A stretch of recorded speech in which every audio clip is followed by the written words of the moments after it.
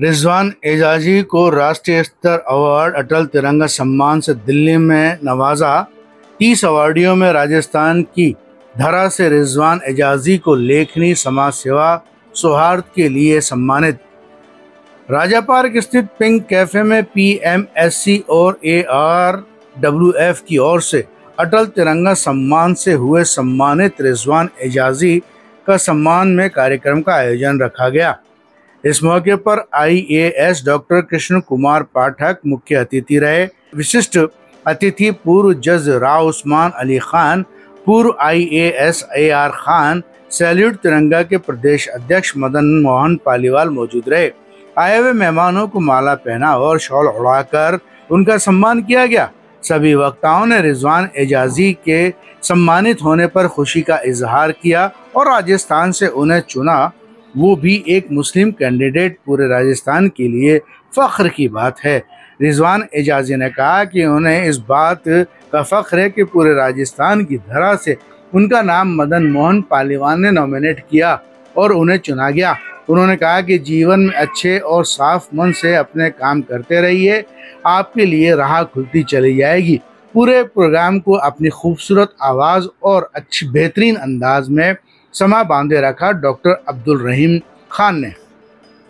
आए हुए मेहमानों का सभी का शुक्रिया अदा किया PMSC के सचिव एडवोकेट मोहम्मद शमीम खान ने।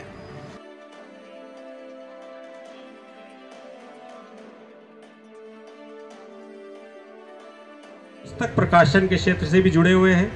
रिजवान एजाजी साहब हिलव्यू ग्रुप के चेयरमैन हैं। इस ग्रुप के अंतर्गत Hillview hotel, Hillview international school, Hillview publication और रिवाज क्लॉथिंग जैसी कंपनियां आती हैं। रिजवान एजाजी लॉयंस इंटरनेशनल से भी जुड़े रहे हैं और उन्होंने उप प्रांतपाल, जोन चेयरमैन, क्लब अध्यक्ष और क्लब सचिव जैसे पदों पर काम किया है। इसके अलावा वे Red Cross Society of India Pali Marwar के उपाध्यक्ष भी रह चुके हैं। आपको अटल तिरंगा सम्मान मिलना आपके साहित्य, समाज सेवा के क्षेत्र में उस उत्कृष्ट योगदान का प्रमाण है। ये सम्मान न केवल आपके लिए बल्कि पूरे देश के लिए, हम सब के लिए गर्व का विषय है। और इन शब्दों के साथ कि जीवन में असली उड़ान अभी बाकी है, आपके इरादों का इम्तिहान अभी बाकी है। अभी तो नापी है सिर्फ मुट्ठी भर ज़मीन, अभी तो नापने के लिए सारा आसमान बाकी है। जोरदार तालियों के साथ स्वागत करें जनाब। MI रोड पर करी तो उसमें 200-250 लोग इकट्ठा हुए, तो उसमें सर हमने 3 चीज़ें रखी कि हमारे साथ कौन कौन आए। हमने रखा जिसके पास समय है वो हमारे साथ आ जाए। उसमें सारा सा को हमने फोकस किया, समय पहला सा, और दूसरा सा था जिसके पास साधन है वो हमारे पास आ जाए, जिसके पास तीसरा संपर्क है, कांटेक्ट है, वो हमारे पास आ जाए, हमें कुछ मदद मिलेगी उससे। चौथा हमने ये कहा इन तीनों में से क्वालिफाई होने के बाद कोई आए तो हमें सुझाव दे, वरना अगर सिर्फ सुझाव है तो हम माफ़ी चाहते हैं, अभी सुझाव ना दें, बाद में सुझाव दें। ये हम ये PMSC सोसाइटी गुजरी है, अभी लो प्रोफाइल में है, बहुत ज़्यादा मैं सेटिस्फाइड नहीं हूँ। रिजवान साहब से मैंने रिक्वेस्ट की है, मैंने आप डायनामिक भी हैं और अभी मुझसे उम्र में भी थोड़ा कम है, एनर्जेटिक भी हैं, तो अब थोड़ा सा इसका काम का हमारे मखसूस साहब हैं, रिजवान साहब हैं, ये इन लोगों को मैं, सलीम साहब जो आज नहीं आ पाए हैं, इन लोगों को, उस्मानी साहब हैं, इन लोगों को मैं रिक्वेस्ट कर रहा हूँ कि थोड़ा थोड़ा इस फिज़िकल काम को मेरे को थोड़ा हल्का करें। माजिद भाई वगैरह तो बड़ा। किसी पत्रकार ने प्रश्न किया कि आप स्पेस में भी जा रहे हैं, आप इंफ्रास्ट्रक्चर में भी जा रहे हैं, आप गाड़ियाँ भी बना रहे हैं, आप एक्स या पुराने ट्विटर को भी हैंडल कर रहे हैं, इतनी सारी चीज़ों में संसार कहाँ से डेमोक्रेटिक रह पाएगा। तो एलन मस्क ने थोड़ी तल्खी से जवाब दिया। उस तल्खी के भीतर उन्होंने कहा कि मान लिया आपकी बात सही है, लेकिन मैं किसी को बाध्य तो नहीं करता कि हमारी ही बात सुने, हमारी ही चीज़ें खरीदे, हमारी ही चीज़ें रहें। लेकिन मैं प्रश्न पूछना चाहता हूँ पत्रकारिता से, उन्होंने मौलिक क्या किया? उन्होंने कौन सी रिस्पॉन्सिबिलिटी ऑन की? उन्होंने किन चीज़ों के भीतर अपनी त्वचा को जलते हुए देखा, अपने को रिस्क पर रखा? समय बदल गया, युग बदलते हैं, युग धर्म बदल जाते हैं। एक दिन कहीं पढ़ रहा था, पहले आदमी के भीतर अभी बातें कर रहे थे रिजवान भाई, दंगे फैलते हैं, अफवाहें फैलती हैं, अफवाहें कुछ ज़्यादा ही तेज़ी से फैलती हैं, वे और तेज़ी से हवाएं देती हैं, आग थोड़ा और फैलने लगता है। आजकल आदमी भी दरअसल जिन्नात बन चुका है। इस्लामिक माइथोलॉजी कहती है कि ये जिन्न जो है ये 5 तत्वों में से आग से बने, कुछ ज़्यादा ही आग से बनता चला जा रहा है। ये सोशल मीडिया क्या करता है, सबको ज्वालामुखी पर रख के बैठ गया है। पहले हमारे भीतर अफवाह होती थी, मीडिया सच ढूंढ कर लाता था। आज मीडिया के पास ज़्यादा अफवाहें, आदमी सच ढूंढ के ज़्यादा ला रहे होते हैं। इस दुनिया में 3 प्रकार की आदमी की अगर बायोलॉजिकल नस्लें हैं, एक वे जो कि कॉकेशाइट कहलाते हैं, गोरे रंग हैं, सुनहरे भूरे बाल हैं। दूसरे निग्रोइड हैं जो काले रंग के हैं, घुंघराले बाल होंगे। तीसरे जो मंगोलाइड हैं, थोड़े पीले थोड़े लाल और बर्छी जैसे बाल वाले लोग होंगे। हम किसमें हैं? हम मिश्रण, हम बीच में खड़े।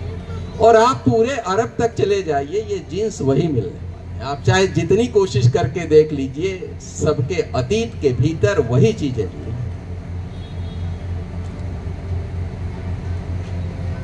कितनी देर हम प्रार्थना करते हैं, कितनी देर के लिए धार्मिक रहते हैं? ये 24 घंटे के भीतर घंटे भर की ये दुआएं, घंटे भर की ये प्रार्थनाएं, उतनी देर के लिए धार्मिकता हमें अलग कर जाती है।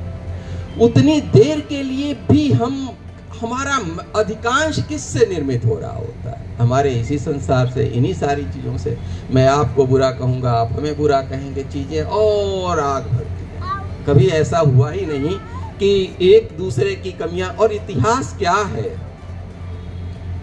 जिन इतिहासों के आधार पर लड़ रहे होते हैं, इतिहास कुछ सीमित तथ्यों के आधार पर दिया गया व्यापक विवरण है। और जब भी कोई विवरण होगा वो या तो आकलन होगा या कोई व्याख्या होगी। और दोनों ही चीजें जब व्याख्या की जाती है तब वे बहुत कुछ ऑब्जेक्टिविटी खो के सब्जेक्टिविटी की ओर जा रहे होंगे।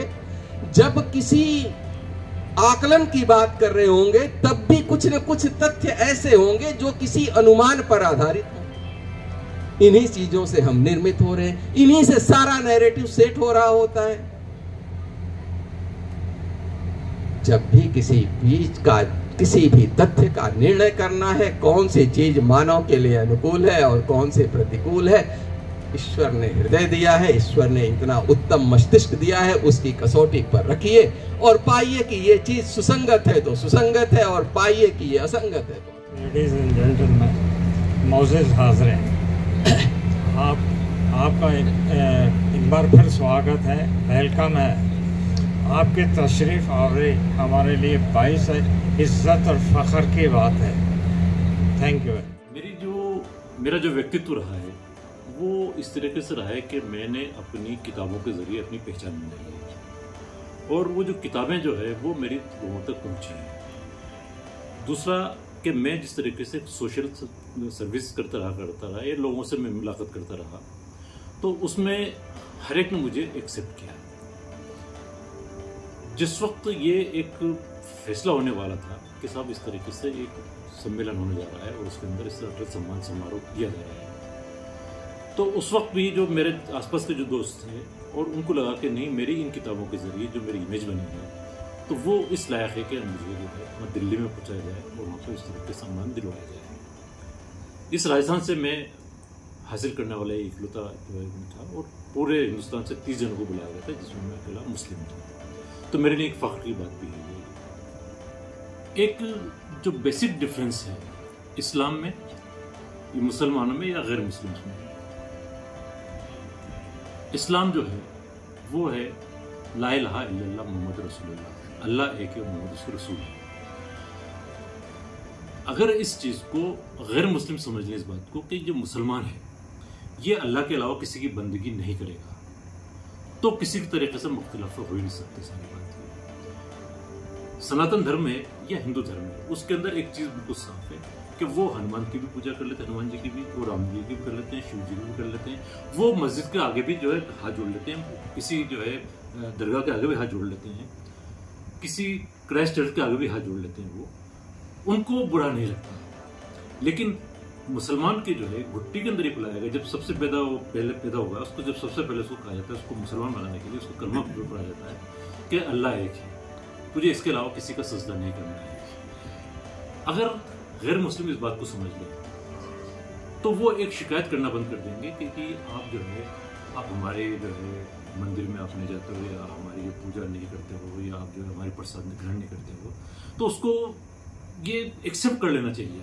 और मैं तो इतना भी कहता हूँ कि जिस तरह नेताओं को बुलाया जाता है किसी मुस्लिम प्रोग्राम्स के अंदर और उसमें उनको ज़बरदस्ती टोपी पहनाने की कोशिश की जाती है, तो आप उनको क्यों पहना दें? अगर आप तिलक नहीं लगा सकते, आप जो है तिलक नहीं लगा सकते हैं, तो आप उनको टोपी क्यों पहना रहे हैं? ताकि कि दूसरों को बात करने का ये मौका नहीं मिले। तो मेरा इतना ही कहना है कि आपको इस चीज़ को अपने जो गैर मुस्लिम दोस्त हैं उनको बताना पड़ेगा कि मैं अल्लाह के अलावा किसी के सामने मैं सजदा नहीं करूँगा। जिस दिन ये बात आप अपने दोस्तों को समझा देंगे तो कोई आपसे ना तो ये कहेगा कि आप मेरे साथ मंदिर चलो, ना आपसे कहेगा कि आप मेरा प्रसाद दीजिए या आप तिलक लगाओ, या सारी बात। ये बेसिक बात है जिसको हमें बताना चाहिए हमारे गैर मुस्लिम दोस्तों को।